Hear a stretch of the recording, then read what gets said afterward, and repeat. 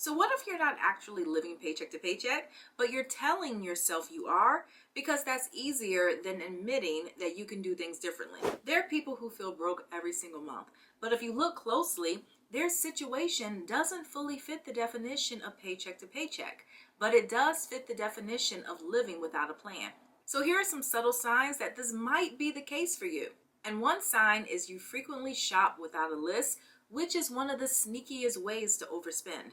Take food shopping, for example. Now, you might walk into the store with a general idea of what you're looking for, but instead of just buying the food that you need for that week, you start buying anything that looks good in that moment. Whether it's a new snack, a seasonal drink, or a few just-in-case items, it doesn't matter. If you do not have a list, by the time you get to checkout, you may realize that your bill is much higher than expected. But here's something to really think about. If those extra purchases are a common thing week after week, and it doesn't throw your budget into chaos or has zero impact on your financial picture, that's a sign that you have more wiggle room in your budget than you realize. Because if you were truly living paycheck to paycheck, you would probably immediately feel the pinch of shopping without a list or a plan, because people who do that tend to overspend. And because you've overspent, you would most likely have to juggle a few things around in order to keep your head above water. But if that's not your reality, and trust me, I am so glad that it's not,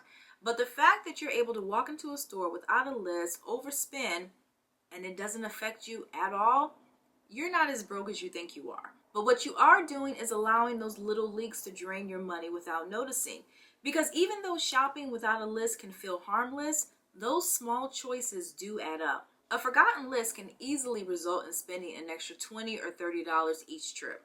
And if that happens on a weekly basis, you're talking about thousands of dollars each year. So the next time you find yourself wandering the aisles without a plan, ask yourself how much that habit is costing you. Another sign that you're probably not living paycheck to paycheck is the ability to handle small emergencies. So when smaller emergencies happen, like a flat tire, a dental bill, or maybe a surprise school fee, you might fuss and complain or say things like, if it ain't one thing, it's another, but at the end of the day, you handle it. So in other words, life does not grind to a halt, meaning that you're still able to care for your basic necessities. People who are actually living paycheck to paycheck typically don't have that type of luxury or cushion. So even the most minor emergency can put them into crisis mode. So again, if you are not experiencing that level of stress, that is another sign that you're probably in a better position than you're telling yourself. In which case, the real issue for not having a savings isn't your lack of resources, it's your lack of strategy. Because your ability to absorb those unexpected expenses shows that you're not living in survival mode.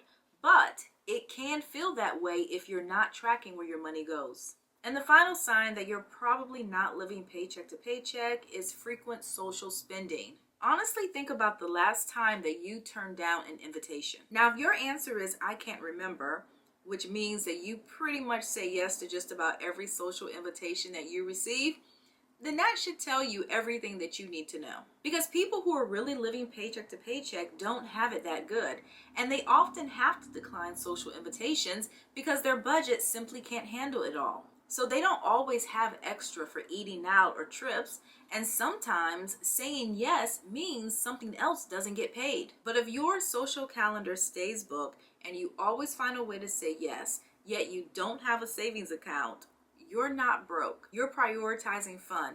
And not having a savings isn't because you don't have money. It's lack of intention. If you have $50 for dinner and drinks, you have $50 to start a savings account. If you can buy concert tickets without missing a bill, you can put the same amount into an emergency fund. And this doesn't mean you should give up social spending entirely, but it does mean being honest with yourself and about what you can actually do. So you don't have to stop enjoying yourself, but you do need to balance this with a plan that will protect your future. Because if there's room in your budget for fun, there's also room for growth.